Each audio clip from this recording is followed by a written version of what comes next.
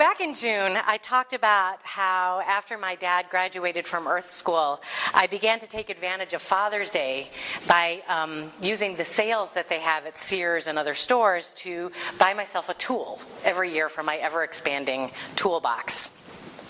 And the first tool I purchased was a hammer. And I wanted a solid, wood-handled, rockin' hammer. The kind that we had in our tool drawer growing up in my house. We didn't have a lot of tools in that tool drawer. We had one hammer and one screwdriver. We didn't have multiple sizes. We didn't need them.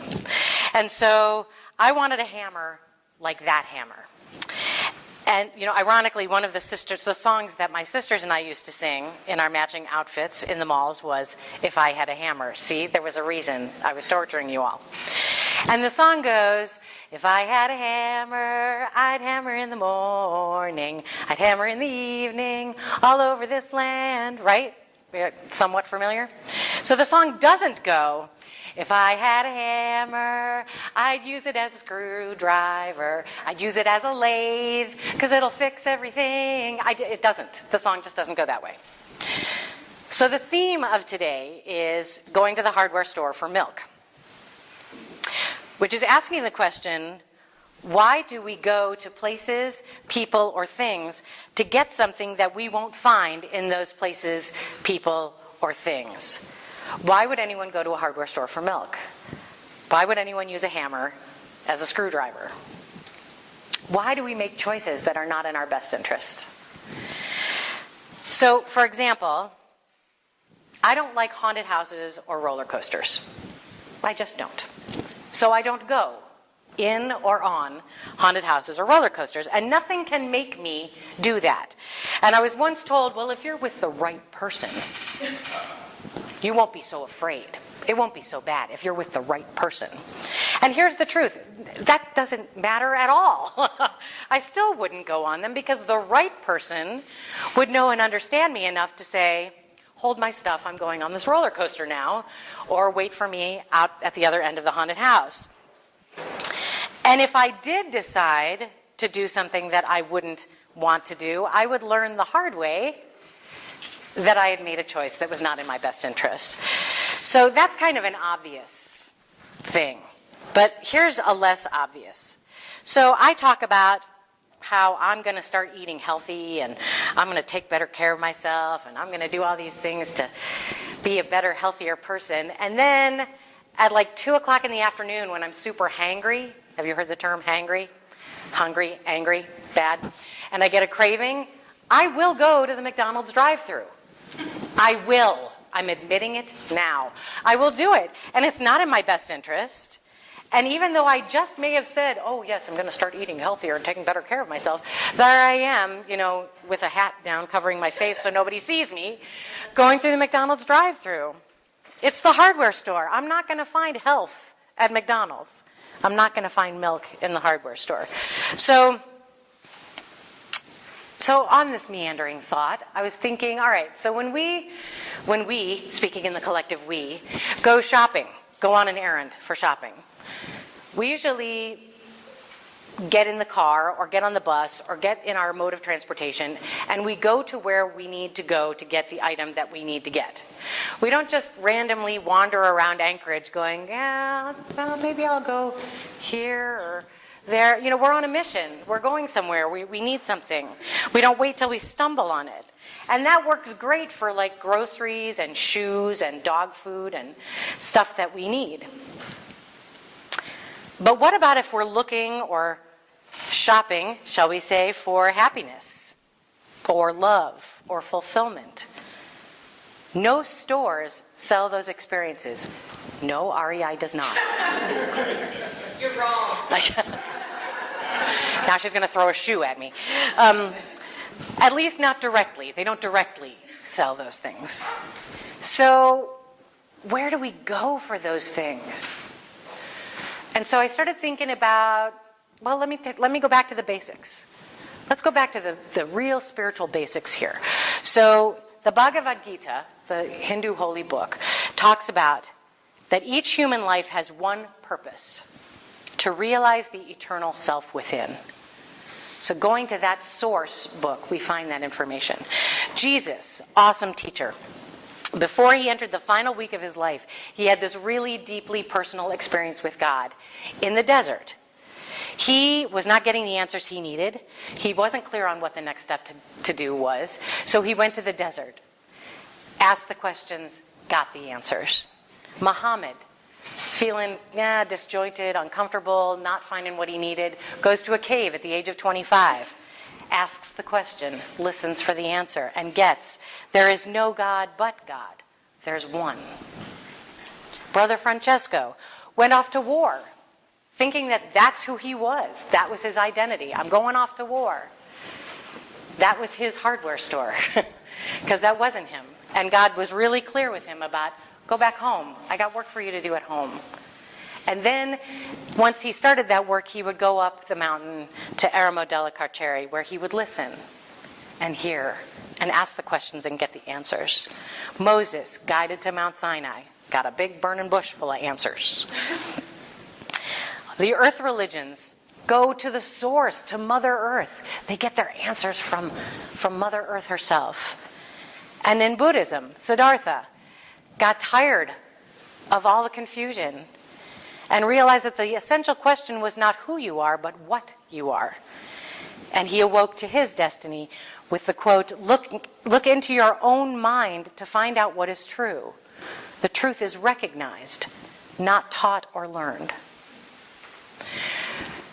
So these folks all knew where to go. And they either went to physical places or they went within to their inner location. And they found what they were looking for. They went to places where they knew Spirit would meet or find them.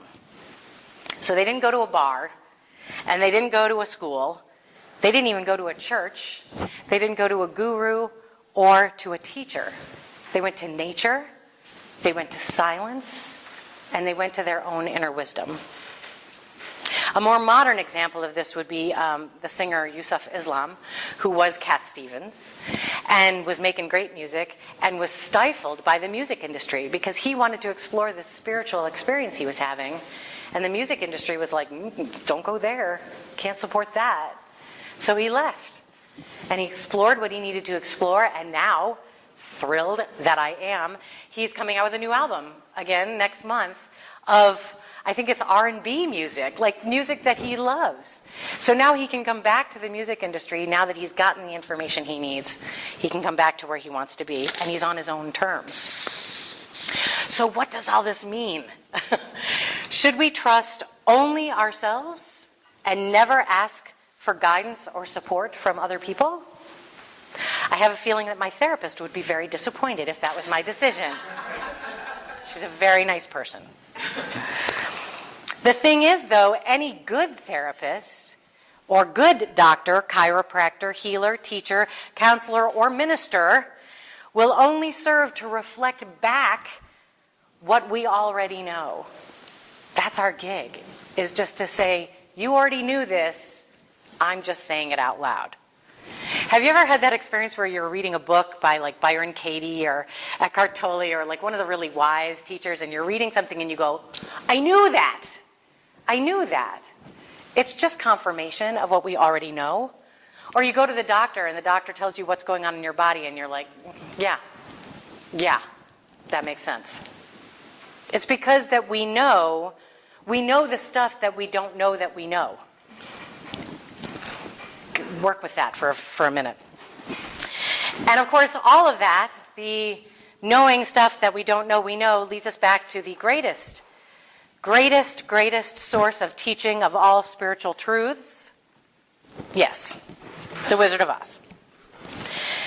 Glinda says, you always had the power, but if I had told you, you wouldn't have believed me. You had to learn it for yourself. These folks traveled across the country to get what they already had from someone who couldn't give it to them. But he acted like he could. Sound familiar? How many gurus or famous teachers out there have been exposed by the curtain being pulled back, only to discover that they were really nice people who were just trying to earn a living? But we search for answers. We want to know. And we forget that we know it. So here's the big truth. Deep breath. We already have everything we need within us. When we go to something, someone, somewhere searching for it, we're only going to receive temporary satisfaction. Most relationships end because without even knowing it, folks enter into them missing something that they think the other person is going to give them. Our addictions don't feed or satisfy us after a certain time because they can't fill the void that only we can with our own awareness. Our vacations are temporary fixes for the fact that we use them to get away from our lives, to get away from ourselves. What kind of lives are we living when we want so much to get away from them? We can shift this. I know, what a downer, right? Yeah, that was like such a downer. But we can shift it. We can turn our vacations into pilgrimages. So, like, I went to Hawaii for work, right? It was a work trip in Hawaii. I'm like, whatever. And, I could have just seen it as, yes, this is a work training, and I'm in Hawaii, so I'm going to do work training and I'm going to vacation. But what it turned into, of course, was this inner pilgrimage of discovery and exactly what I needed to feed my soul at that time. And you've all heard me say about Heather and I going to Italy and going to Assisi. That was not a vacation. That was an incredible experience of bringing the holy to the holy and finding a pilgrimage. And for the record, just so you know, that if I ever do go to Disneyland or Disney World, that is a pilgrimage. It's a pilgrimage for me to Mickey. And so it doesn't have to be a heavy thing. It doesn't have to be like, well, Reverend Rachel, can't I just go on vacation? Like, do you have to ruin everything? It's not that. It's this idea that instead of saying, I'm going on vacation to get away from my life, it's I'm going to go on vacation to find me again, to refill my well, to reconnect with me just in a different place. Instead of going away to find happiness, which is going to the hardware store for milk, we can go on this vacation and become this pilgrimage and reconnect with what we know is true right here. Because the bottom line is all vacations come to an end. How many times have you heard or said, I need a vacation from my vacation? When people come back from vacation, they're like, oh, I'm exhausted. Now I need a vacation. It's like, what? Whoa. So that's like, there's that. So here's this other idea. So what about when we find what we're looking for and we don't like what we found? Yeah.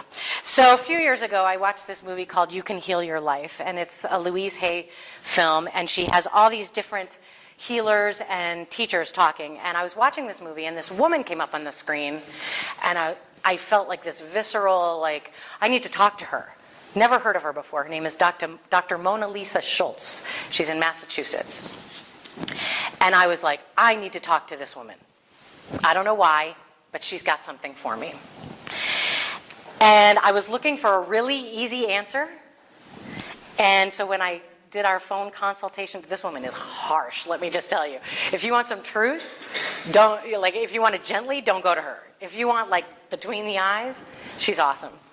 So I wanted an easy answer from her, and I didn't get that.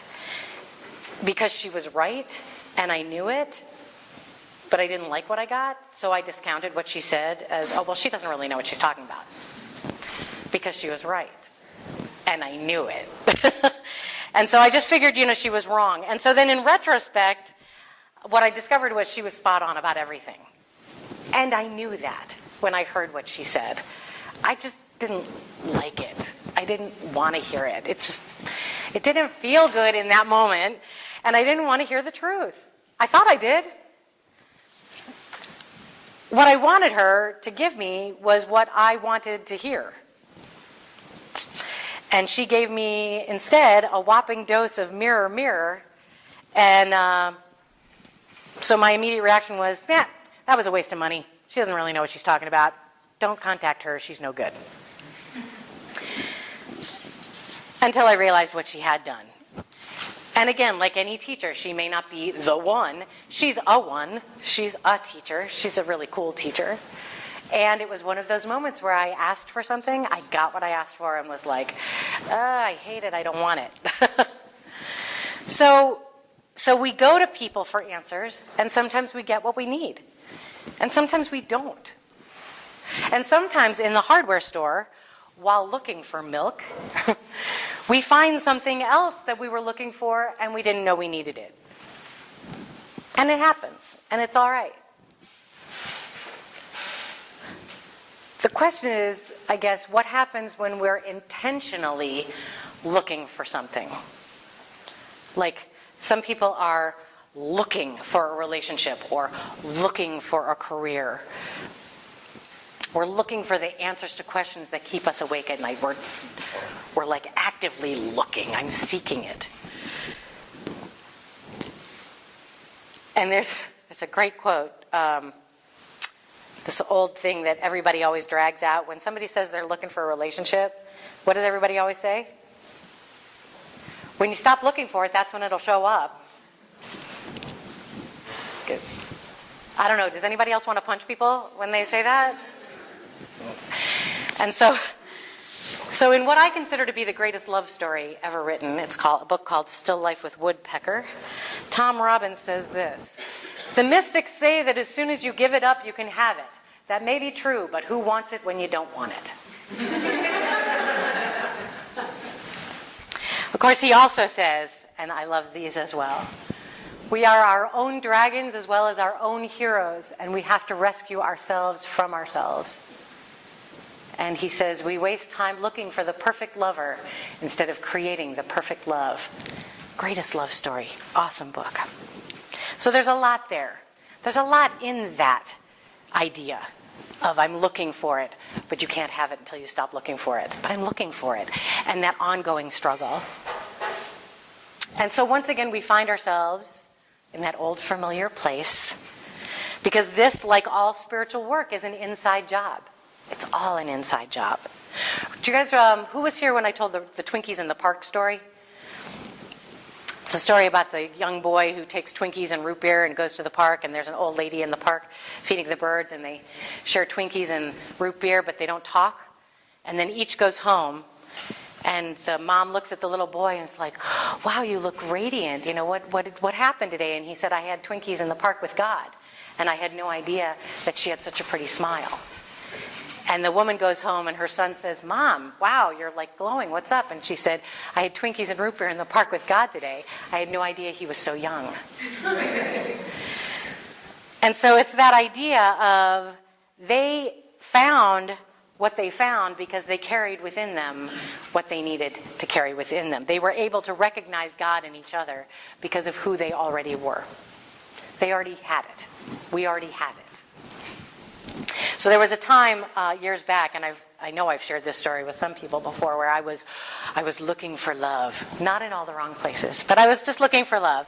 And I told the universe, this is what I want. I want a companion who will give me unconditional love and who will always be there for me. And less than 24 hours later, a stray kitten showed up at my door. It's important to be a little bit more specific. Not too specific. But it's looking for milk in the hardware store. This is what I want. Oh, this is what I got. Oh, it's exactly what I asked for. Ha, look at that. So I have two thoughts that I want to add as we close. And one of them is, I love this quote from Douglas Adams. "I may not have gone where I intended to go, but I think I have ended up where I needed to be." Sometimes I think of these senior moments, like you walk into a room and you go, "What did I come in here for?" And so my thought could be, well, I could get really mad at myself, or I could laugh at myself. Mostly what I do is I step back out of the room and kind of try to reboot my thoughts and then come back in the room and think maybe if I take those same steps, what I came in for will re-trigger. Or I just say, well, moving on. And what else do I need to do? And just let the path guide me where it goes. I don't beat myself up for going to the hardware store for milk. It happens. Instead of beating myself up, I take a moment to pick up some nails and some duct tape and anything else that I might need, and then I head over to Fred's and I get my milk. It doesn't have to be a moment of beating ourselves up. It doesn't have to be, I can't believe I did this. It doesn't have to be that. It can just be, all right, next moment. Make the best of each moment and get whatever you need done. And so, even though we don't find milk in the hardware store, it doesn't mean that we were wrong or bad to go looking for it. Does that make sense? Because nothing is really a waste of time. I mean, when we think in terms of the earth and creation and constant co-creation and all that's going on, nothing is ever really a waste of time. It's just time. And so when I say we all should remember or must remember or can remember, I'm speaking to myself, that I must remember, is that thinking that what I will find that I think I need to complete me in a relationship or an employment opportunity or a vacation or a new thing, thinking that I'm going to find that anywhere outside of me is only going to lead me back to the empty space that I need to fill on my own, in the silence, in nature, with inner wisdom, with the connection. Does that make sense? Yeah? It's okay. Just check in.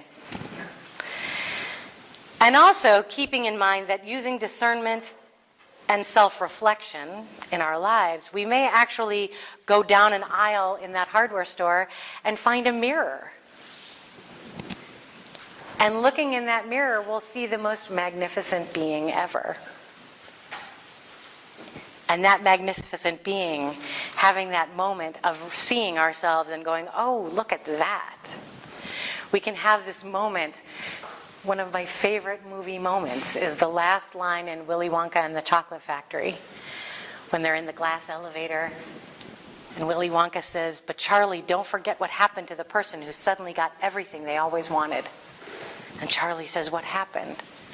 And Willy Wonka says, they lived happily ever after. Let's do some prayer.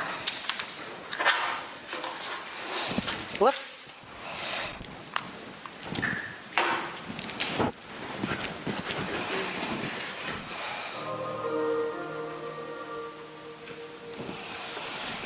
So taking a breath.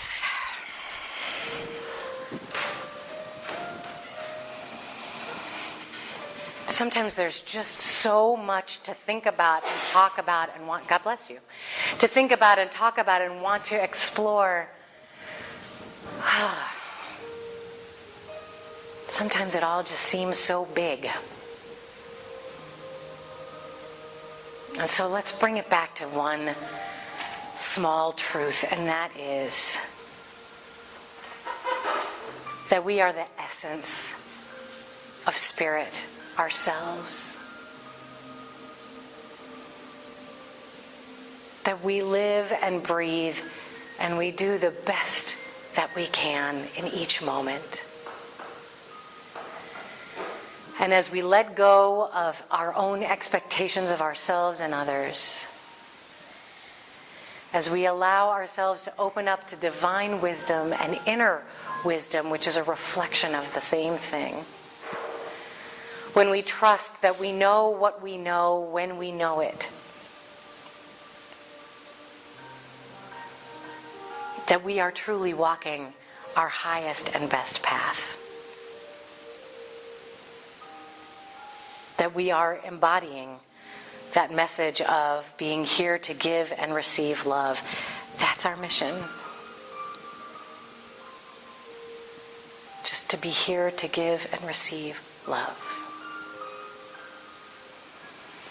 And so as those we love around us shift and change, I hold in prayer those who are in the process of leaving the planet. I hold in prayer the joy of my friend who just brought a new being to the planet. I hold in prayer a missing cat in Arkansas and know that that cat is finding its way back to love.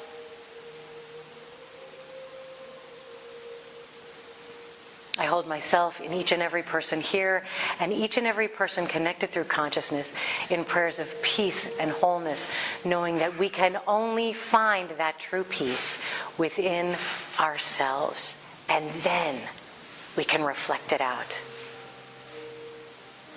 And that is how the world finds peace. One enlightened moment at a time.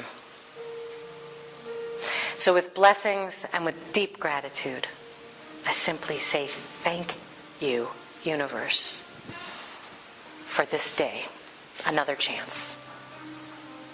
Amen. Ashe.